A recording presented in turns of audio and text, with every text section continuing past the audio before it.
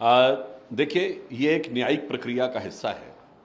तो न्यायपालिका तकनीकी आधार के ऊपर जो भी निर्णय ले रही है, हम उस पर कोई टिप्पणी न करते हुए सिर्फ अपना भाव ये व्यक्त करना चाहते हैं कि इस निर्णय से एक बार फिर पिछड़े वर्ग के आत्मसम्मान और स्वाभिमान की रक्षा हुई है और कांग्रेस पार्टी का जो थोथा अभिमान और अहंकार है उसके ऊपर एक बार फिर दंड पहुंचा है।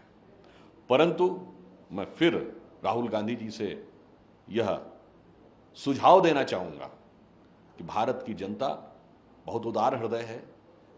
कुटिलता छोड़िए, अहंकार छोड़िए, सरल हृदय से सहज रूप से एक बार क्षमा मांग लीजिए।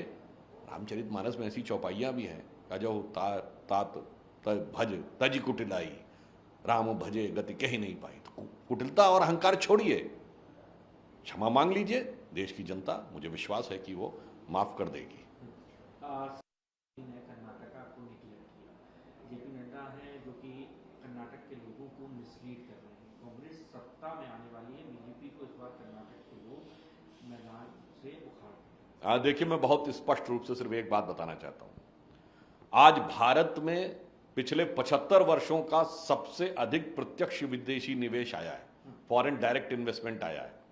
और प्रत्यक्ष विदेशी निवेश में सबसे बड़ा हिस्सा 2022 मई के आंकड़े के अनुसार कर्नाटक का है, 38% आया है। पूरे भारत में जो विदेशी निवेश आया है उसका 38% कर्नाटक में आया है। यानी मोदी सरकार के प्रयास से जो फॉरेन से इन्वेस्टमेंट आ रहा है 38%। और कंप्यूटर सॉफ्टवेयर यानी डिजिटल सुपर पावर जो मोदी जी ने बनाया है, कंप्यूटर हार्डवेयर और सॉफ्टवेयर की फील्ड में जो पूरे भारत में विदेशी निवेश आया उसका 53%, आधे से ज्यादा कर्नाटक में आया है।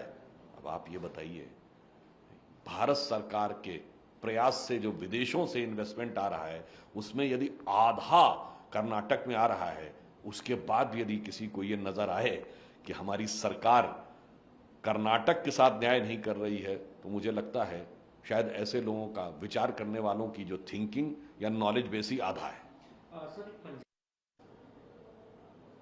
कांग्रेस ने आज कर्नाटक में अपने जो स्टार प्रचारकों की सूची जारी की है वो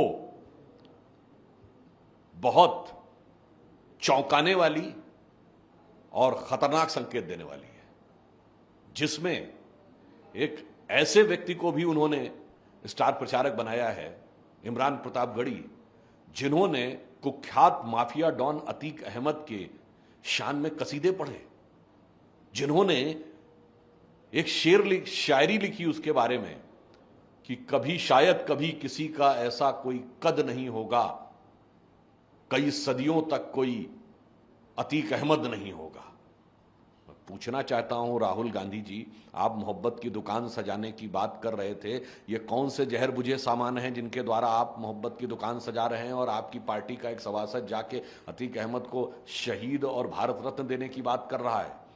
अब ये बात बहुत साफ हो गई है कि प्रजातंत्र का आवरण ओढ़कर प्रजातंत्र में राजतंत्र चलाने वाले जो परिवार है, उसके जो बरखुरदार हैं, उनके जितने भी झंडा बरदार हैं, जितने भी फरमा बरदार हैं, जितने भी किरदार हैं, उन सब से देश को बहुत खबरदार रहने की जरूरत है। इसलिए जो बोला गया है उसको मैं आगे की लाइन बोलना चाहता हूं।